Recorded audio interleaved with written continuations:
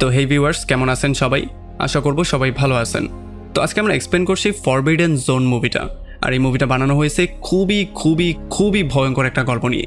আসলে একবার চিন্তা করুন, যদি একটা ভয়ঙ্কর মনস্টার যার সাথে পৃথিবীর কোনো মানুষই পারবে না, সে যদি পৃথিবীতে এসে আক্রমণ করার প্ল্যানিং করে, তাহলে ব্যাপারটা কতটা ভয়ঙ্কর হতে পারে। আর তাকে থামানোর জন্য কত মানুষকে কোরবানি দিতে হবে, বা কিভাবেই তাকে থামানো সম্ভব, সেই সমস্ত ব্যাপারগুলোই দেখব আজকের এই ভিডিওতে। তো চলুন কথা না বাড়িয়ে শুরু করি আজকের ভিডিও। তো এই গল্পের শুরুতে আমরা দেখতে পারি 9টা ড্রাগনকে, যারা কিনা খুবই সুন্দর একটা ঘরকে কোনো একটা পাহাড়ের দিকে নিয়ে যাচ্ছিল। আসলে এই পাহাড়টা ছিল এমন একটা পাহাড় যেটা কিনা পৃথিবীর কোনো জায়গাতে ছিল না, এটা ছিল মেঘের উপরের কোনো একটা জায়গায়। আর মানুষ বিশ্বাস করে এখানে একটা ভয়ঙ্কর রকমের পাওয়ার আছে। যদি কেউ এই পাওয়ারটা নিজের কন্ট্রোলে করে নিতে পারে, তাহলে সে পৃথিবীর সবচেয়ে পাওয়ারফুল ব্যক্তি হয়ে যাবে।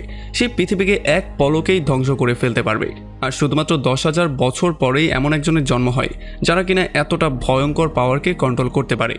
আর তখন এদিকে আমরা দেখতে পারি লুশ্যাং নামের একটা ওয়ারিয়রকে, যাকে কিনা তার মাস্টার একটা তলোয়ার দিয়ে দায়িত্ব দেয়, যাতে করে সে সেই সিক্রেট আইল্যান্ডে গিয়ে সেই পাওয়ারটার সেফটি হিসেবে কাজ করে, মানে সেই পাওয়ারটার প্রোটেক্টর হয়ে দাঁড়ায়।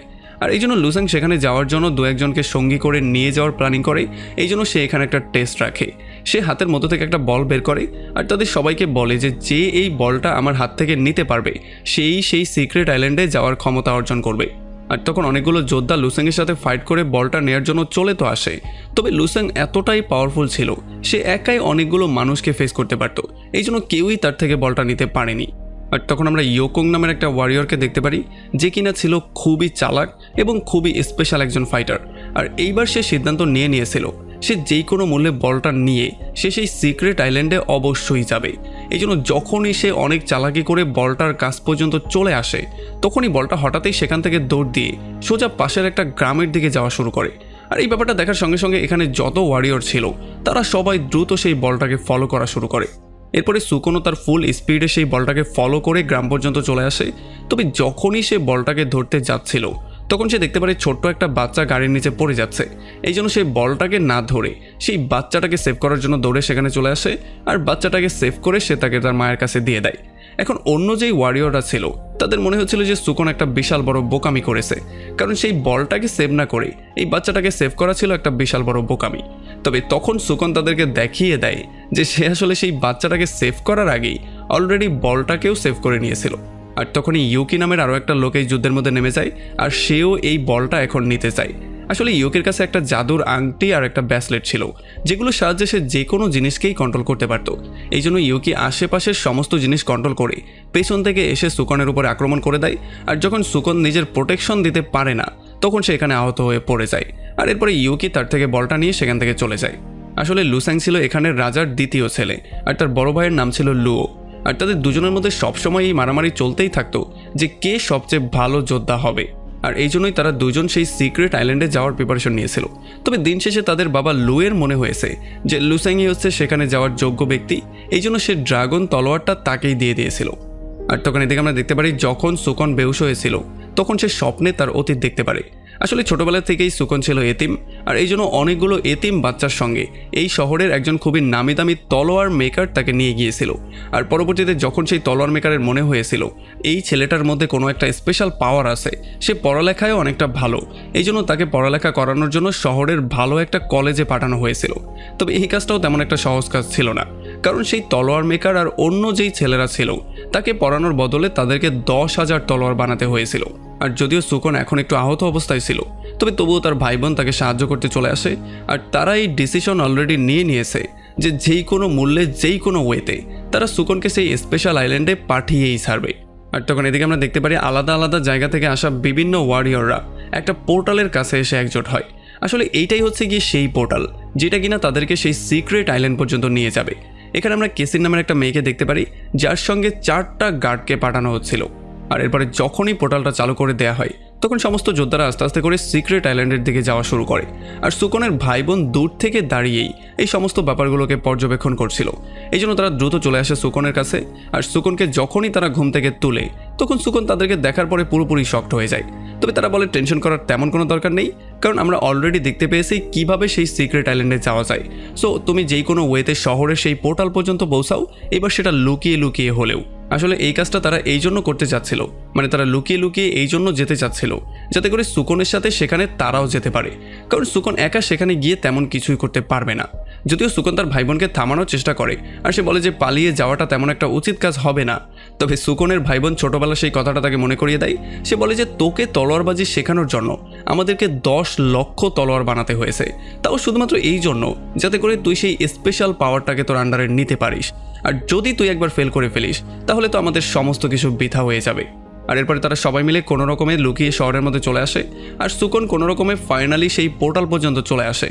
তবে এখানে থাকা 2টা গার্ড যখন তাকে দেখতে পারে তখন তাকে দুর্বল বলে সেখান থেকে ভাগিয়ে দেওয়ার সিদ্ধান্ত নেয়। তবে তখনই সুকনের ভাই বোন এখানে চলে আসে আর তারা গার্ডদের সাথে ফাইট করে তাদেরকে হারিয়ে দিয়ে ফাইনালি তারা এই পোর্টালটাকে অ্যাক্টিভেটও করে দেয়। আর এরপর তারা চলে আসে সেই সিক্রেট আইল্যান্ডে। তবে এখানে আসার সঙ্গে সঙ্গে তারা পুরোপুরি শক্ট হয়ে যায়। তারা দেখতে পারে চারপাশে শুধু লাশ আর লাশ পড়ে আছে। আর তখন তারা জানতে পারে এখানের পাওয়ারটা কে পাবে এটা নিয়ে তাদের নিজেদের মধ্যে একটা ফাইটিং শুরু হয়ে গিয়েছিল। এই জন্য লুয়ন তাদের সবাইকে মেরে ফেলেছিল যাতে করে পাওয়ারটা সে নিজে পেতে পারে। আর এখানে লুয়ন সুকন আর তার ভাই বোনদেরকে পালিয়ে যাওয়ার জন্য তো বলে, তবে তখন সে পেছন থেকে আবার ড্রাগন সোয়ার্ড দিয়ে তাদের উপরে আক্রমণও করে দেয়, যেখানে সুকন অনেকটা বাজেভাবে আহত হয়ে যায়। যখন লুয়ন সুকনের উপরে দ্বিতীয় আক্রমণ করে তখন সুকনের সামনে সুকনের একটা ভাই চলে আসে, যে কিনা সুকনের জীবনটাকে সেভ করতে গিয়ে নিজের জীবনটাকেই দিয়ে দেয়। আর এরপরে সুকনের বোন তার গুরুর একটা চাকু তাকে দিয়ে কসম কাটিয়ে বলে যে এখন আমরা এখান থেকে পালিয়ে যাব, কোনো রকমের ফাইটিং আমরা করব না। আর এটা শোনার পরে যখনই সুকন পালিয়ে যেতে চাইছিল তখনই পেছন থেকে লুয়ন তার উপরে তৃতীয় আক্রমণ করে দেয়। তবে তখনই মাঝখানে তাদেরকে বাঁচাতে লুস্যাং চলে আসে আর লুস্যাং তার ভাইয়ের সঙ্গে ফেস করে তাদের সবাইকে এখান থেকে চলে যাওয়ার জন্য বলে। আসলে লুস্যাংও চাইছিল সেই অস্ত্রটাকে নিজের আয়ত্তায় নিতে, এই জন্য সে তার ভাইয়ের সঙ্গে ফাইট করা শুরু করে আর তাদের দুজনের মধ্যে একটা ভয়ঙ্কর রকমের মারামারি হয়। তবে ফাইনালি লুস্যাং লিউকে মেরে ফেলে আর তার সেই তলোয়ারটাও সে নিয়ে নেয়। আর এদিকে গুহার মধ্যে বসে সুকন তার ভাইয়ের জন্য প্রচণ্ড আপসেট হয়েছিল। সে তার মৃত্যুটা কোনোভাবে মেনেই নিতে পারছিল না। তার মনে হচ্ছিল যে এতদিন ধরে তারা যেগুলোর জন্য চেষ্টা করছিল সেগুলো সবই ছিল বৃথা, কারণ সেই পাওয়ারটা তারা কোনোভাবেই কন্ট্রোলে আনতে পারবে না, কারণ সেটা এতটাই পাওয়ারফুল যেটা তাদের কন্ট্রোলের বাইরে। তবে তখনই তার বোন এসে তাকে বলে যে তুমি মাস্টারের যেই চাকুটা ধরে আসো এটা হচ্ছে কি একটা স্পেশাল চাকু, আর কেন জানি না সেই চাকুটার সাহায্যেই সে একবার ভবিষ্যৎ দেখতে পারে। আর ভবিষ্যতে সুকন দেখতে পারে পুরো দুনিয়া জ্বলে পুরো তছনছ হয়ে যাচ্ছে। আর তখন সুকনের বোন ইয়াইয়া তাকে বলে যে এটা হচ্ছে একটা স্পেশাল চাকু, যেটাকে একটা স্পেশাল জিনিস দিয়ে বানানো হয়েছে, যেটা কিনা তোমাকে ভবিষ্যৎ পর্যন্ত দেখাতে পারে। এই জন্য সে তাকে সাহস দিয়ে বলে যে তোমার কোনোভাবেই হাল ছেড়ে দেওয়া উচিত না, তোমার সেই পাওয়ারটার পেছনে যাওয়াই উচিত। আর তাছাড়া যদি তুমি হেরে যাও আর সেই পাওয়ারটা এমন কারো হাতে চলে যায় যে কিনা নিজের স্বার্থে এটাকে ইউজ করবে, তাহলে তুমি মাত্র দুনিয়ার সাথে যেটা হতে দেখেছো সেইটাই আমাদের পরিণতি হবে। সো তোমাকে পারতেই হবে। আর তাছাড়া মাস্টারও সবসময় তোমার মধ্যে একটা স্পেশাল কিছু দেখতো, এই জন্য ইয়ো বিশ্বাস করে যে হয়তোবা সুকনই হচ্ছে সেই ওয়ারিয়র যে কিনা সেই পাওয়ারকে কন্ট্রোল করতে পারবে। আর তখনই তাদের একটা ভাই প্রচণ্ড ভয় পেয়ে দৌড়ে তাদের সামনে চলে আসে আর তাদেরকে গুহার মধ্যে হওয়া পাথর সম্পর্কে বলা শুরু করে। আসলে এখানে মানুষগুলোকে পাথর বানিয়ে ফেলা হয়েছিল, আর যখনই তারা একটা হাতকে টাচ করে তখন সেই হাতটা দৌড়ানো শুরু করে। আর পরবর্তীতে আমরা জানতে পারি এইটা আসলে অন্য কেউ ছিল না, এটা ছিল কেসি নামের সেই মেয়েটা। আসলে যখনই তার হাতটাকে টাচ করা হয়েছে তখন এই হাতটা দৌড়ে গিয়ে তার হাতের সাথে জোড়া লেগে গিয়েছিল, যেই জন্য এখন সে আবারও জীবিত হয়ে গেছে। আর এইটা দেখার পরে সুকন আর তার ভাই বোন প্রচণ্ড ভয় পেয়ে যায়, এই জন্য দৌড়ে তারা সেখান থেকে পালিয়ে বাইরে চলে আসে। তবে তখন বাইরে বরফ পড়ছিল আর চারপাশে ঘন কুয়াশা ছিল, এই জন্য তারা চারপাশে কিছু দেখতেও পারছিল না। তবে তখনই ইউকি নামের সেই ওয়ারিয়রটা তাদের সামনে এসে কোথা থেকে যেন পড়ে আর সে দ্রুত এখান থেকে পালিয়ে জীবন বাঁচানোর জন্য বলে, এই জন্য তারা সবাই দৌড়ানো শুরু করে। তবে তখনই তাদের সামনে একটা ভয়ঙ্কর মনস্টার চলে আসে, যেটা কিনা ছিল খুবই বড় আর খুবই পাওয়ারফুল। এই জন্য যখনই সে এসে তাদের উপর আক্রমণ করে দেয় তখন সুকন আর তার ভাই বোন তাকে ফেস করার ট্রাই করে। সুকন সেই মনস্টারের উপরে উঠে যায় আর তার ভাই বোনকে সেখান থেকে সরে যাওয়ার জন্য বলে। তবে তখনই মনস্টার তার বুকের মধ্য থেকে একটা স্পেশাল জিনিস বের করে, যেইটার কবলে সুকনের ভাই আর বোনের মধ্য থেকে একজন পড়ে যায়, যেই জন্য সে সেখানেই পাথরে কনভার্ট হয়ে যায়। মানে সেই রকম পাথরে সে কনভার্ট হয়ে যায় যেমন পাথরগুলো তারা গুহার মধ্যে দেখতে পেয়েছিল। আর সে তার ভাইয়ের মধ্যে সমস্ত এনার্জি নিজের মধ্যে নিয়ে নেয়। এরপরে যখনই সেই ইয়োর উপরে আক্রমণ করতে যাচ্ছিল তখন ইয়ো সেই চাকুটা বের করে ফেলে। আর কেন জানি না এই চাকুটা দেখার পরে মনস্টার এই চাকুটাকে প্রচণ্ড ভয় পাচ্ছিল। তবে একটু পরে সেই ইয়োকেও ধরে দূরে ছুঁড়ে মারে, আর এই জন্য সুকন সেই চাকুটা নিয়ে তাকে ফেস করার ট্রাই করে। তবে এতে করেও তেমন কোনো লাভ হয় না, কারণ একটু পরে সুকনকেও সে ধরে ছুঁড়ে মারে। যদিও তারা সমস্ত ভাই বোন মিলে যেই কোনো ওয়েতে এইটাকে মারার অনেক ট্রাই করছিল, তবে আসলে কোনো কাজই হচ্ছিল না। এক এক করে তার ভাই বোনের মৃত্যু হয়ে যাচ্ছিল। আর যখন সুকন তার চোখের সামনে তার ভাই বোনকে মরতে দেখতে পাচ্ছিল, তখন তার মাথা এত বেশি গরম হয়ে যায় যে সে তার সম্পূর্ণ পাওয়ার দিয়ে গিয়ে মনস্টারের উপর আক্রমণ করে। আর ফাইনালি কোনো রকমে সেই মনস্টারকে হারিয়েও দেয়। আর এই মনস্টারের মধ্যে সমস্ত পাওয়ার এখন সুকনের মধ্যে চলে আসে। আর এটা দেখার পরে সুকন অনেক বেশি হ্যাপি হয়ে যায়। আমরা দেখতে পারি এখন শুধুমাত্র সুকনের বোন আর তার একটা ভাই জীবিত ছিল। তবে এগুলো দেখার পরে ইউকি নামের সেই যোদ্ধা প্রচণ্ড ভয় পেয়ে যায় আর সে এখান থেকে পৃথিবীতে আবারও ব্যাক করতে চায়। তবে যখন সে পোর্টালের কাছে গিয়ে দাঁড়ায়, তখন পোর্টাল তাকে কোনোভাবেই পৃথিবীর দিকে নিচ্ছিল না। আর তখন এগুলো দেখার পরে ইয়োর মনে হয় যে তারা যেটা অর্জন করার জন্য এসেছে সেটা যতক্ষণ পর্যন্ত তারা অর্জন করতে না পারবে, ততক্ষণ পর্যন্ত তারা পৃথিবীতে ব্যাক করতে পারবে না। তবে তখনই তারা চারপাশ থেকে কিছু শব্দ শুনতে পারে আর তারা বুঝতে পারে কিছু না কিছু তো তাদের উপরে আক্রমণ করার ট্রাই করছে। আর তখন এই ব্যাপারটা আমরা জানতে পারি যে আসলে এগুলো ছিল কেসির সেই 4টা বডিগার্ড, যাদের কাছে কিনা অদৃশ্য হওয়ার পাওয়ার ছিল। আর এখন তারা অদৃশ্য হয়েই সুকন আর তার সমস্ত ভাই বোনকে এখানে অ্যারেস্ট করে ফেলে। আর যখনই তারা তাকে মারতে যাচ্ছিল, তখন সুকন বারবার করে কেসিকে বোঝানোর ট্রাই করে যে দেখো, তুমি একা কোনোভাবেই সেই পাওয়ারটাকে অর্জন করতে পারবে না, আমাদের সবার একসাথে হয়ে কাজ করা উচিত। আর এটা শোনার পরেই কেসির মনে হয় যে তাকে জীবিত রাখা উচিত, এই জন্য সে তার গার্ডদেরকে তাদেরকে মারার জন্য না করে দেয়। তবে তখন তারা চারপাশ থেকে আরও কিছু শব্দ শুনতে পারে, এই জন্য তারা প্রচণ্ড ভয় পেয়ে যায়।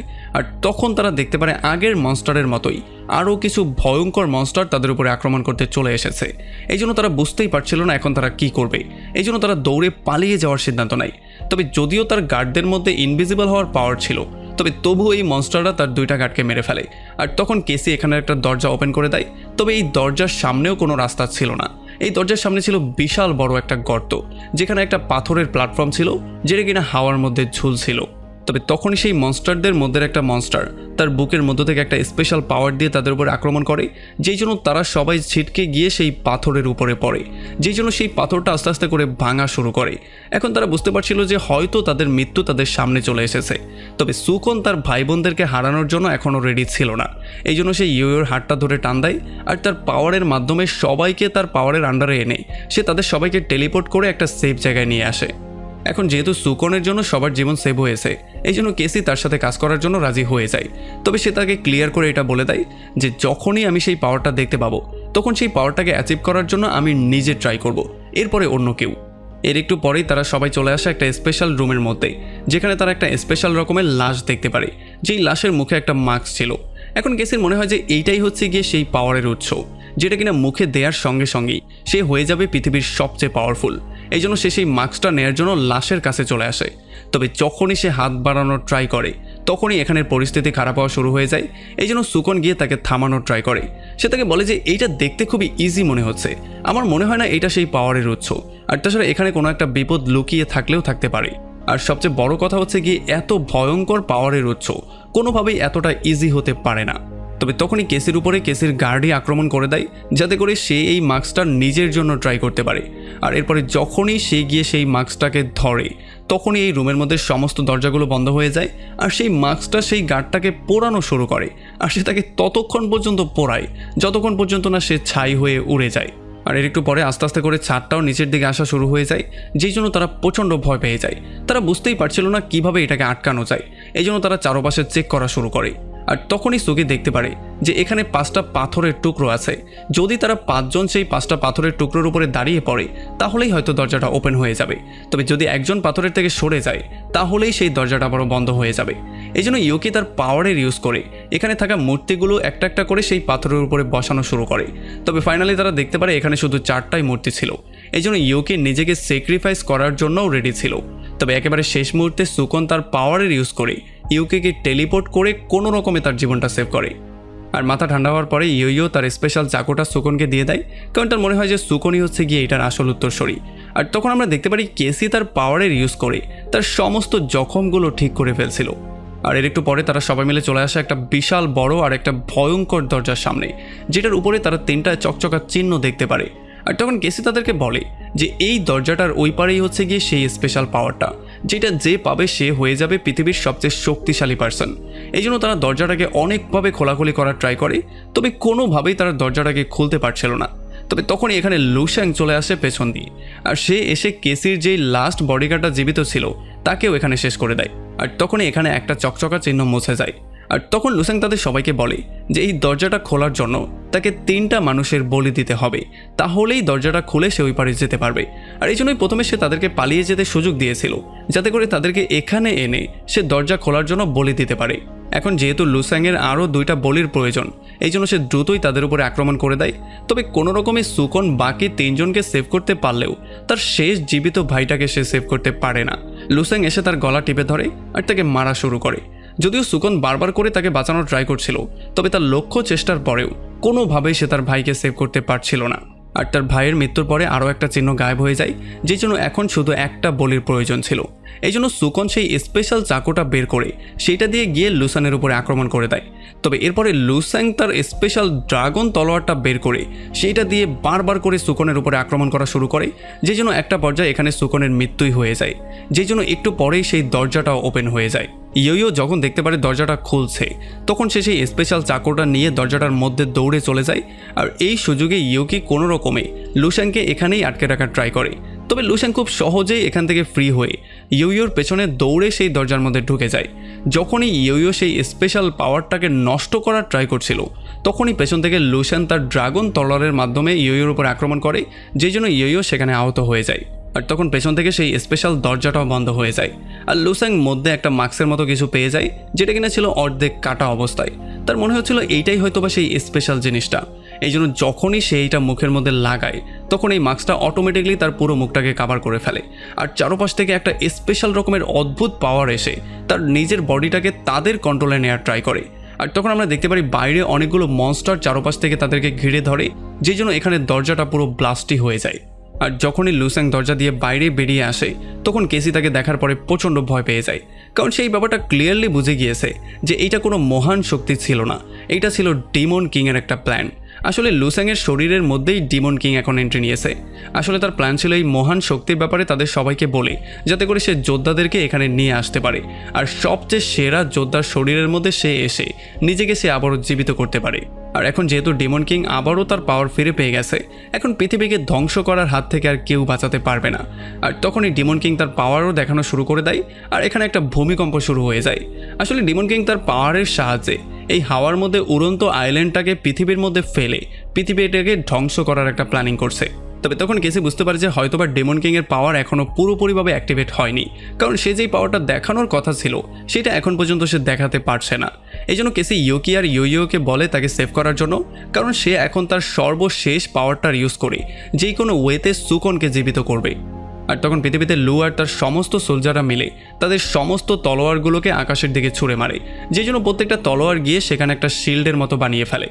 আর এদিকে ইউকি মনস্টারদের থেকে বাঁচানোর জন্য তার পাওয়ারের ইউজ করে এখানে একটা দেয়াল বানিয়েছিল, যাতে করে সে কোনো রকমে নিজেকে একটু সেফ রাখতে পারে।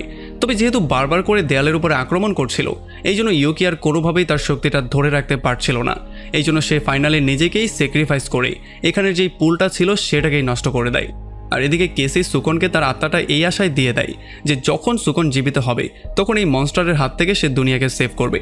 আর যখনই সে তার আত্মাটা তাকে দিয়ে দেয়, তখন সুকনের হার্টবিট আবারও বিট করা শুরু করে আর সুকন জ্ঞান ফিরে পায়।